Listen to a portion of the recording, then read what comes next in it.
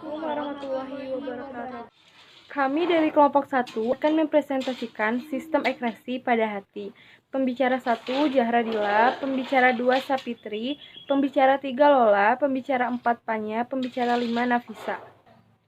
Hati berasal dari bahasa Yunani yaitu hepar yang merupakan sebuah kelenjar terbesar dan kompleks dalam tubuh. Berwarna merah kecoklatan yang mempunyai berbagai macam fungsi, termasuk perannya dalam membantu pencernaan makanan, sistem ekskresi, dan metabolisme zat gizi dalam sistem pencernaan. Hati yaitu organ yang terbesar yang terletak di sebelah kanan atas rongga perut di bawah diafragma di kedua sisi kuadran atas yang sebagian besar terdapat pada sebelah kanan. Beratnya 1.500 gram atau 2,5% dari berat badan orang dewasa normal. Pada kondisi hidup berwarna merah tua karena kaya akan persediaan darah. Hati dibagi menjadi lobus kiri dan lobus kanan yang dipisahkan oleh ligamentum falciforme. Lobus kanan hati lebih besar dari lobus kirinya dan mempunyai 3 bagian utama, yaitu lobus kanan atas, lobus caudatus, dan lobus quadratus. Diri, saya Sapitri Nur Afrajona dari kelompok 1. Di sini saya akan menjelaskan tentang struktur hati. Hati terletak pada rongga perut atas bagian kanan dan dilindungi oleh tulang rusuk. Hati terbagi menjadi 2, yaitu pada lobus kanan dan lobus kiri. Sedangkan lobus kanan itu lebih besar, sedangkan yang lobus kiri lebih kecil. Lobus hati tersusun atas lobus-lobus kecil berbentuk heksagonal. Di dalam lobus terdapat kumpulan sel hati atau hepatosit dengan sinusoid atau pelebaran pembuluh kapiler di sekitarnya. Yang kedua, kita akan membahas tentang adanya kantung empedu yang mempunyai fungsi untuk menyimpan empedu. Kantung empedu memiliki saluran sistik yang mengarah ke saluran empedu.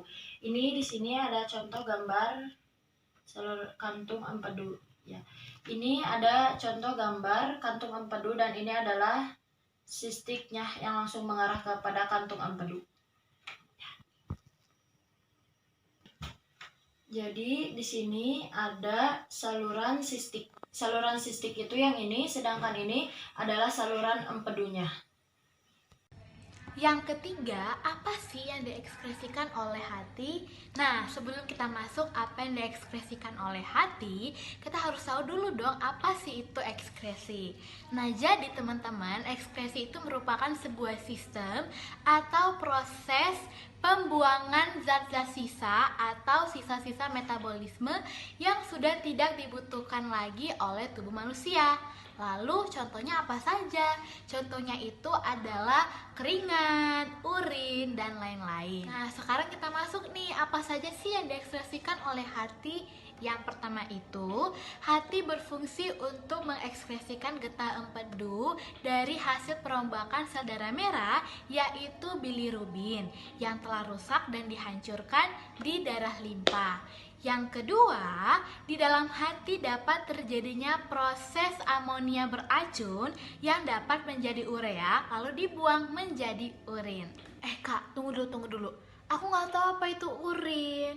Nah, jadi urin itu merupakan cairan sisa atau air seni, yaitu dari hasil metabolisme yang diekskresikan dan kemudian dikeluarkan dari dalam tubuh.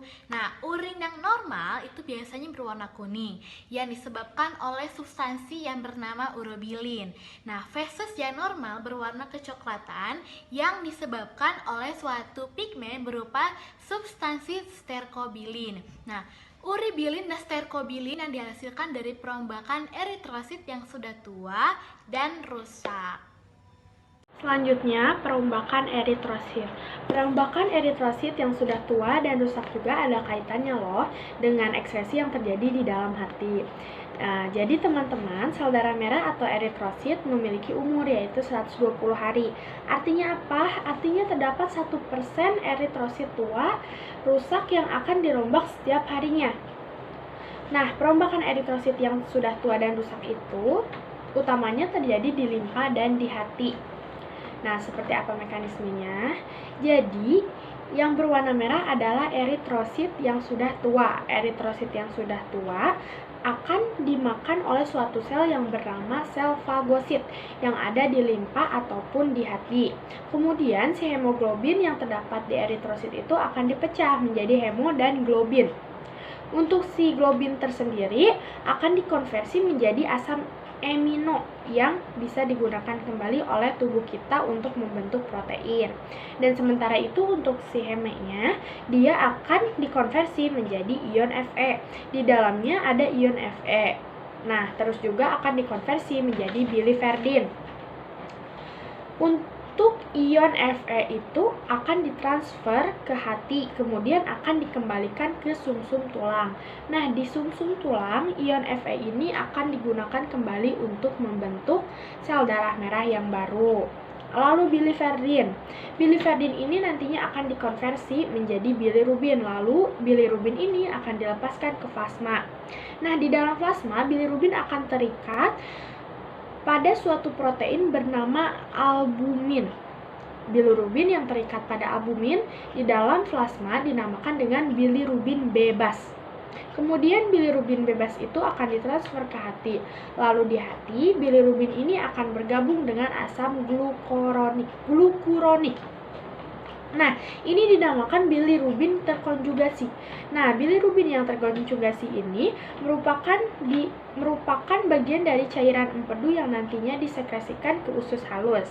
Lalu akan dipisahkan si asam glukuroniknya oleh bakteri yang ada di usus. Kemudian si bilirubinnya akan dikonversi menjadi uribilinogen. Nah, pada uribilinogen, sebagian ada uribilinogen yang digunakan oleh bakteri, kemudian dikonversi menjadi sterkobilin.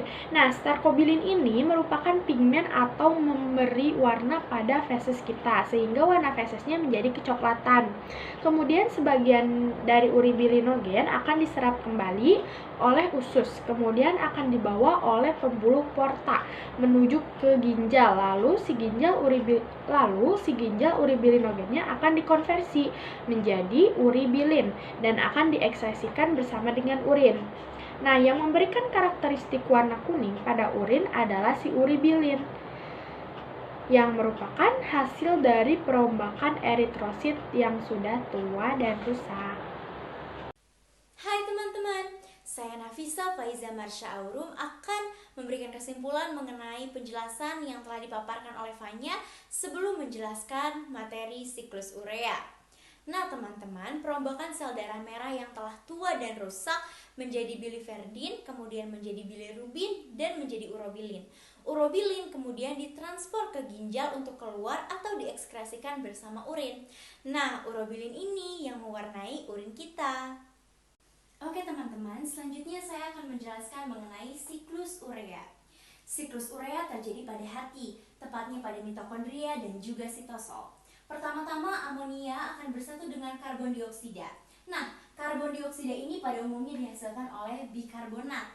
Kemudian bersamaan dengan molekul ATP atau suatu molekul penghasil energi, maka akan terkonversi oleh suatu enzim menjadi karbamoil fosfat. Gugusan dari karbamoil ini akan ditransfer kepada suatu asam amino yang bernama ornitin. Ornitin dengan gugusan karbamoil kemudian menghasilkan citrulline yang masih merupakan salah satu jenis asam amino. Citrulline bersamaan dengan ATP dan asam aspartat kemudian membentuk arginosuksinat. Arginosuksinat kemudian terpecah, yang satu menjadi fumarat dan yang lain menjadi arginin. Arginin mengalami hidrolisis untuk membentuk urea dan juga ornitin kembali. Hidrolisis arginin terkatalisis oleh suatu enzim yang bernama arginase. Nah teman-teman, setelah arginin ini menghasilkan urea dan ornitin, maka siklus akan berputar kembali seperti semula. Arnitin bersamaan dengan gugus karbamoil akan menjadi citrulline. Lalu citrulline bersamaan dengan ATP dan asam aspartat akan menghasilkan arginosuksinat, terpecah menjadi arginin dan fumarat. Arginin terhidrolisis menjadi urea dan ornitin. Hidrolisis dari arginin terkatalisis oleh suatu enzim bernama arginase dan terus berputar seperti itu teman-teman. Sekian presentasi yang dapat kami sampaikan. Mudah-mudahan ilmunya dapat bermanfaat untuk kita semua. Saya mewakili teman-teman yang lain memohon maaf bila ada kesalahan yang kami buat selama presentasi. Terima kasih sudah menonton. Wassalamualaikum warahmatullahi wabarakatuh.